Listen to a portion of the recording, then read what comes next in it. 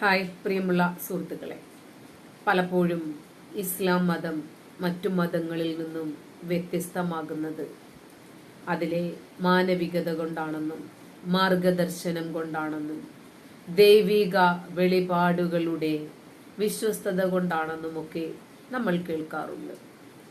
ശരിക്കു പറഞ്ഞാൽ അതുകൊണ്ട് തന്നെയാണോ മറ്റു മതങ്ങളിൽ നിന്നും ഈ മതം വ്യത്യാസപ്പെടുന്നത്? ഞാൻ മനസ്സിലാക്കിയിടത്തോളം അതിലെ അന്ധവിശ്വാസങ്ങൾ കൊണ്ടാണ്. നമ്മൾ കുറെ കാലങ്ങളായി കേൾക്കാൻ തുടങ്ങിയത് ഇസ്ലാം മതത്തിൽ മാത്രം അന്ധവിശ്വാസങ്ങളില്ല, മറ്റു മതങ്ങളിലെല്ലാം ധാരാളം അന്ധവിശ്വാസങ്ങളുണ്ട്, അബദ്ധങ്ങളുണ്ട്, ഷിർക്ക്, അതായത് അള്ളാഹു അല്ലാത്തവർക്ക് ആരാധനകളും വഴിപാടുകളും അർപ്പിക്കുന്ന രീതികളുണ്ട്. അങ്ങനെയൊക്കെയാണ് നമ്മൾ കേൾക്കാറുള്ളത്. ശരിക്കും പറഞ്ഞാൽ അങ്ങനെയല്ല. ഇപ്പോ